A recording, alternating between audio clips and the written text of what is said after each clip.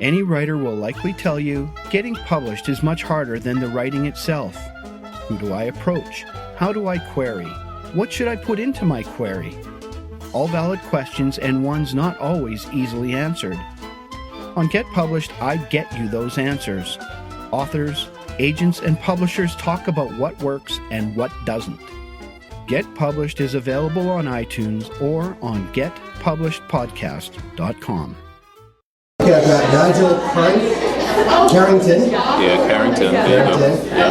Who's a comic artist. He's done a lot of properties here. Can you tell me a little bit about what you said? The first one here was Midnight Robber. What was that about? Oh boy, that's a Trinidad folklore about a demon that possesses this guy, and he able to get like mystical magic powers and stuff like that.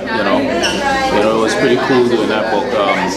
I did it for like a friend of mine called Chris Riley from Trinidad. Yeah, so yeah, yeah. Alright, and okay, the next one there was Truth Among the Bones.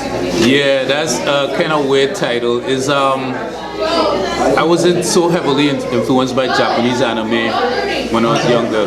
You know what I'm saying? Sort of like a really folklorish or fantasy type book that will have this old guy who used to tell these stories to these kids, and he was in a village, and the kids thought he was a creepy old guy, and they found out that all the mystical characters that he talked about was real. You know what I'm saying, at the end of the book and stuff like that. And it ties in with my title that I created afterwards called Anthill. Okay. Right, so yeah. Okay, and then the next one there was Anansi. Yeah, the Anansi is a Trinidad folklore. Is originally an African folklore about a spider who tricks people to get what he wants. Okay. You know, so I did like a scientific spin on it. Okay. You know, where this guy, you know, he was experimented on, and he got some spider powers. But you know, a lot of people might say, Spider-Man or whatever like that. But you know what I'm saying, it's more like a horror book. He was like chopping off heads and doing all kind of horror type stuff. But oh yeah, it's a family show, I'm sorry.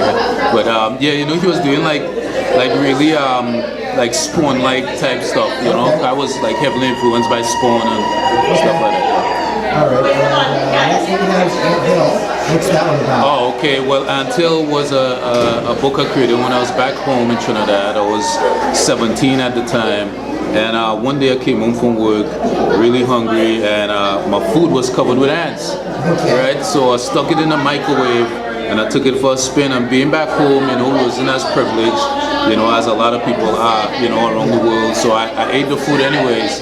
Well, my brother and we was heavily into Image comic books, and we wanted to create a comic book. So I was like, what if I create a book where this guy had like these really cool ant-like powers, where, you know, he could breathe fire, spray ants on his fingertips, and his antennas was like swords. Like I said, you know, I was heavily influenced by Spawn, and I liked the Spawn movie, and his cape was going in and out his back, and I was like, that would be cool if his antennas could go in and out his head, and, you know, and do all this cool stuff, you know, so. Alright. Yeah. The next one that was, you said you worked on Gun. Oh yeah, gun. It's every time I say that title, people like gun, you know, and it was about it's about this kid who was part of a lifestyle he was trying to provide for his little daughter, and while doing that, you know, he made some bad choices and he got killed pretty early. Okay. But before he got killed, he signed up to this military program where they take your body when you die and they experiment on it. So they took his body and they experiment on it, and he woke up. Universal Soldier. Yeah, kind of like Universal Soldier. He woke up and his face was a gun. You know, his face was like some robotic face with this big bullet thing, and muzzle, and he could shoot bullets. You know, his face flips inside out, so like he don't have to pull his mask off. His face flips and turns into whatever, you know, to disguise himself. So, you know, it's a pretty cool story. He sprayed guns out his hands and out his feet, all over his body. It's just like guns just flipping and, you know, like crazy stuff. It's pretty cool. The Yin Yang Gang was originally a spin-off from one of the villains from Anthill named Agent Striker. Right now, in the series, a lot of people was calling her Sir, Sir, Sir all the time, and people was wondering why they calling this lady Sir. Well, she was originally an agent that went into experiment that became a female. You know, so it's tricky, interesting book. So it's okay. And then the last one you have here is The Guardians. The Guardians is my interpretation of the spiritual world.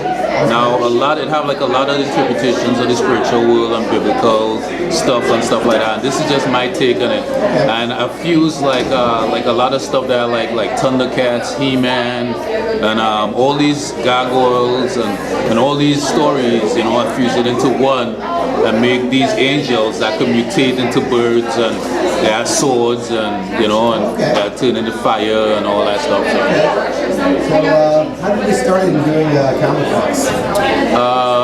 Yeah, that's a good. I know if you. All right, so let me sum it up. I was young. I started drawing, tracing out of my coloring book and stuff like that. And then one day, we met a couple guys in our neighborhood who like comic books, and they introduced us into comic books, and we just fell in love with it, and I dubbed my drawing skills I already had into like a comic book style drawing. That's the summary right there. Anything else you want to do in the future? Oh man, I have a lot of stuff I want to do in the future. I want to get into film, I want to get into animation, like every aspect of the entertainment business, right? I would like to touch on. You know what I'm saying? When they're making making scores for movies, I just want to engulf myself in that whole world. Yeah. Okay, thank you. All right, thank you so much.